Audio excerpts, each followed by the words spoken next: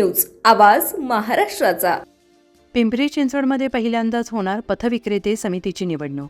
पिंपरी चिंचवड महानगरपालिका क्षेत्रामध्ये अनेक वर्षांपासून फेरीवाला क्रांती महासंघ कष्टकरी संघर्ष करत आहेत। या माध्यमातून शहरातील कष्टकरी, हातगाडी, पाथरीधारक यांच्यासाठी आम्ही लढत आहोत। आमच्या लढाईमुळे आम्ही काही संस्था निर्माण केल्या असून प्रस्थापित निर्माण केले असून 2014 पासून 5,900 विक्रेत्यांना फेरीवाला प्रमाणपत्र देण्यात आलं आहे। त्यापुढे सुद्धा मोठ्या प्रमाणात काम करण्यासाठी धारकांनी आपल्या संघटनेच्या सर्व उमेदवारांना कप बशी चिन्ह आणि या चिन्हासमोर शिक्का मारून प्रचंड बहुमताने विजयी करावे असे आवाहन पॅनल प्रमुख काशीनाथ नखाते यांनी केलं आहे। पिंपरी चिंचवड महानगरपालिकेच्या हद्दीमध्ये पहिल्यांदाच पथविक्रेते समितीची निवडणूक होत आहे। या समितीसाठी पिंपरी चिंचवड शहरामध्ये 15,000 पथविक्रेते मतदान करणार आहेत आणि यामध्ये प्रत्येकी 7 उमेदवार असणार आहेत। महाराष्ट्र फेरीवाला क्रांती महासंघाचं निवडणूक चिन्ह आहे आणि या चिन्हासमोर शिक्का मारून प्रचंड बहुमताने निवडून देण्याचं आवाहन पॅनल प्रमुखांनी केलं आहे। अनेक वर्षापासून माझ्या पथारी, हातगाडी, टपरीधारक भावांना आणि बहिणींना हीन वागणूक देण्यात आली। तुम्ही बेकायदेशीर आहे, इथं तुमची लायकी आहे का, तुम्ही व्यवसायच करायचं नाही, तुम्ही करूच शकत नाही, अशा प्रकारच्या हीन वागणूक देण्यात आली। आणि त्यानंतर आम्ही 2009 पासून अविरत संघर्ष केला। त्यामध्ये रामलीला मैदान आणि जंतर मंतर दिल्ली येथे आंदोलन केलं।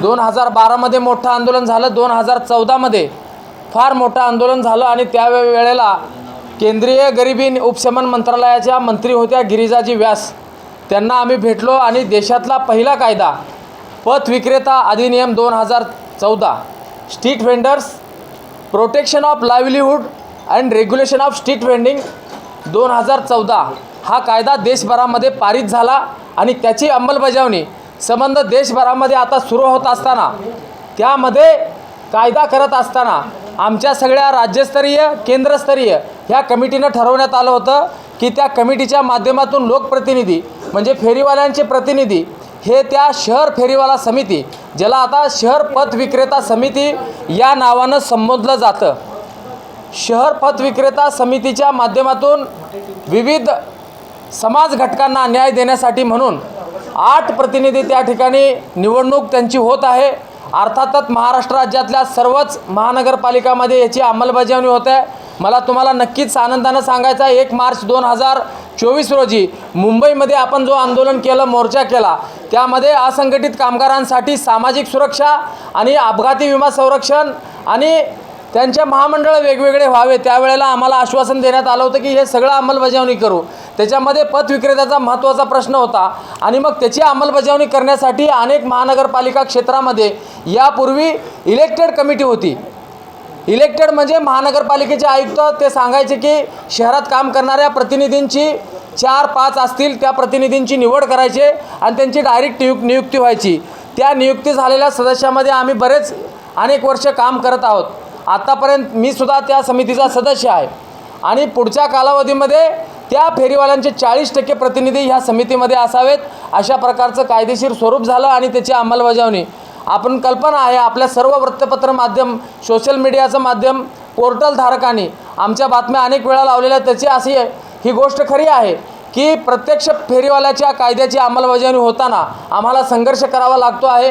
या पुढच्या कालावधीमध्ये पुन्हा संघर्ष होणार आहे, परंतु ज्या पद्धतीनं शहरातील नगरसेवक असतील त्यांची निवड झाल्यानंतर त्या समितीच्या सभागृहामध्ये ते मत मांडतात आणि त्याची अंमलबजावणी होते, तसं उद्याच्या कालावधीमध्ये माझ्यासोबत काम करणाऱ्या सर्व जाती धर्मांच्या सवंगड्यांना, माझ्या साथीदारांना, ज्यांची हातगाडी, टपरी आहे, त्यांना उद्या महानगरपालिकेच्या सभागृहामध्ये बोलण्याचा आणि फेरीवाल्यांचं मत मांडण्याचा अधिकार उद्याच्या या निवडणुका झाल्यानंतर होणार आहे। म्हणून आपणा सर्वांना आमची विनंती आहे, मी पॅनल प्रमुख म्हणून ह्या भूमिकेमध्ये घेतलेला आहे।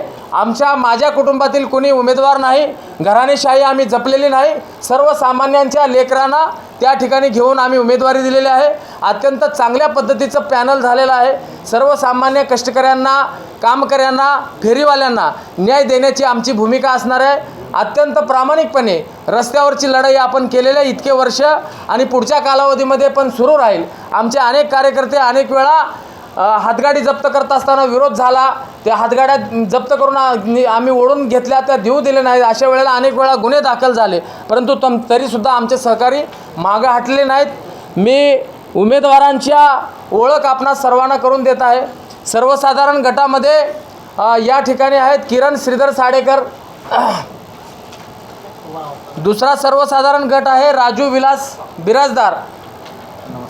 त्यानंतर आमच्या महिला भगिनी आहेत सौ संगीता दत्तात्रय शेरखाने. या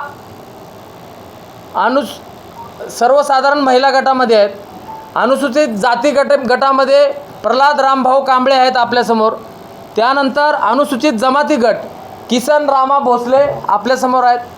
त्यानंतर अल्पसंख्याक विभागामध्ये सलीम बाबालाल डांगे हे या ठिकाणी आहेत. आणि या गटामध्ये दिव्यांग हा महत्त्वाचा भाग आहे. दिव्यांगांनासुद्धा हिस्सेदारी राहावी म्हणून या कायद्याच्या अनुसरून आपल्याला कल्पना असेल की पिंपरी भाजी मंडईमध्ये अनेक वर्षाच्या संघर्षानंतर ज्यांनी सावित्रीबाई फुले भाजी मंडई स्थापन केली आणि सगळ्या लोकांना न्याय देण्याचं काम केलं, त्यांच्या घरातील कुटुंबातील म्हणून सुनबाई सौ अलकाताई सुनील रोकडे यांना आपण या ठिकाणी उमेदवारी दिलेल्या आहे दिव्यांग गटामधून. हे सर्व आमचे सहकारी गेल्या अनेक वर्षापासून आम्ही एकत्रित काम करत आहोत. आपल्याला पिंपरी चिंचवड शहरामध्ये हॉकर झोनच्या माध्यमातून त्यांची लढाई यशस्वी व्हावी म्हणून आपण अनेक सर्वांनी प्रयत्न केलं. आपल्याला कल्पना असेल की घरकुल विभाग असेल, सांगवीचा विभाग असेल, निगडी भक्तिशक्ती इथे असेल आणि निगडीच्या पुलाखाली खाऊ गल्ली असं हॉकर झोन आपण हे रोल मॉडेल केलेलं आहे. आज खाऊ गल्लीला बघण्यासाठी महाराष्ट्र राज्यातील अनेक लोक अनेक संघटना त्या ठिकाणी येत आहेत. हे एक साधं मॉडेल आहे, परंतु 5,900 लोकांना 2012-14मध्ये आम्ही लायसन मिळवून देण्याची प्रक्रिया केली आणि त्यांना न्याय देण्याची भूमिका घेतली. वारंवार महापालिका पोलीस प्रशासन दंडुकेशाही ज्या ज्या वेळेला करते त्या वेळेला त्याचा तेवढ्याच विरोधामध्ये तेवढ्याच प्रखरतेने विरोध करून ह्या लोकांना न्याय देण्याची आपण भूमिका घेतली. 2022 आणि जानेवारी 23मध्ये जे सर्वेक्षण झालं त्याच्यामध्ये जे पात्र लाभार्थी आहेत ते लोक या निवडणुकीमध्ये मतदान करतात. त्यांना मतदान करण्याचा अधिकार आहे. तेच मतदार 20 तारखेला सकाळी 9 वाजल्यापासून 5 वाजेपर्यंत मतदान करणार आहेत आणि एका मतदाराला 8 मतदान त्या ठिकाणी द्यायचे आहेत. सर्वसाधारण गटाची व्हाईट पत्रिका असणार आहे आणि बाकीचे जे कलर्स आहेत ते आज आम्हाला संध्याकाळपर्यंत कळतील. महापालिकेचं थोडं चुकीचं धोरण झालेलं आहे. या कालावधीसाठी आम्हाला प्रचारासाठी वेळ पण मिळत नाही आणि त्याचबरोबर चिन्ह निवडीचा प्रश्नामध्ये 2-4 दिवस आमचे घालवले. आज चिन्ह आमचं सकाळी फायनल झालेलं आहे.